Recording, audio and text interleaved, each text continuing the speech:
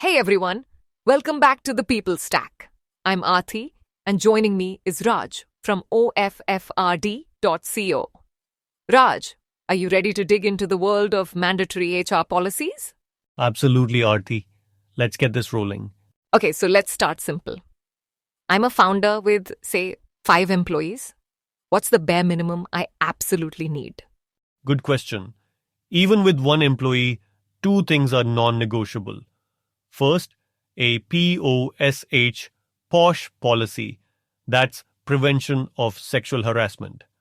The law says every workplace must have one, and if you have 10 or more employees, you must form an internal complaints committee. Second, a basic HR policy covering working hours, wages, and leave.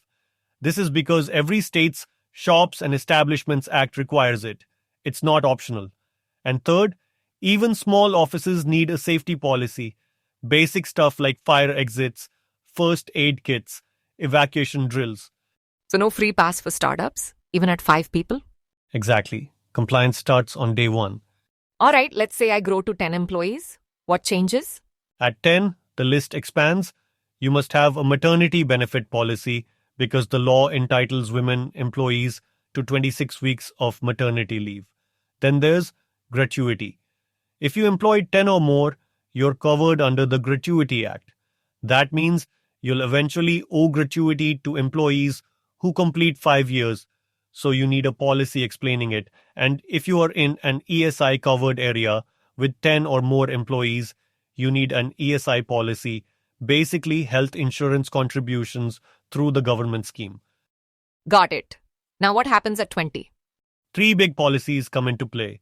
First, Provident Fund, EPF, you must register and make contributions. Second, bonus policy, the Payment of Bonus Act kicks in, requiring annual statutory bonus payments.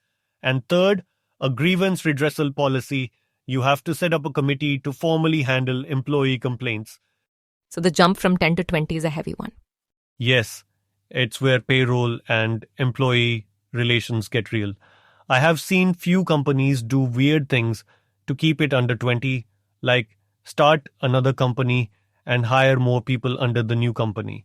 Honestly, it's not worth the hassle. Wow, do people really do that?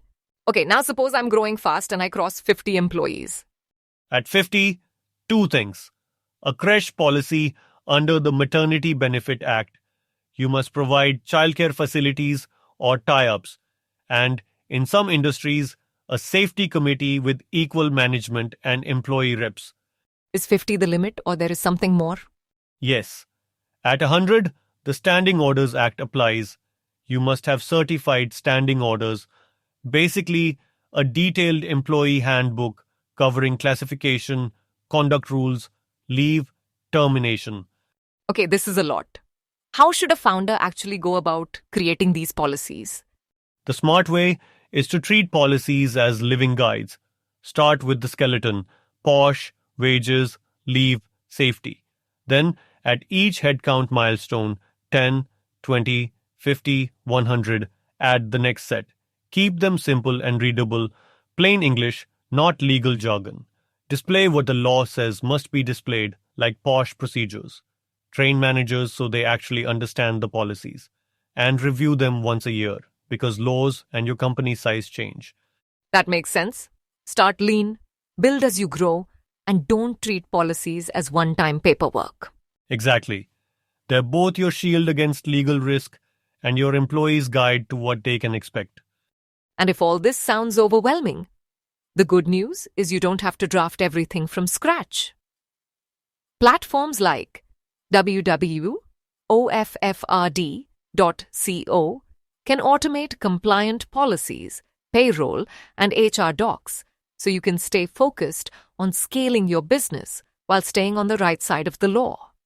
That's right. Technology takes the grunt work out of compliance. And trust me, it's far cheaper than dealing with penalties later.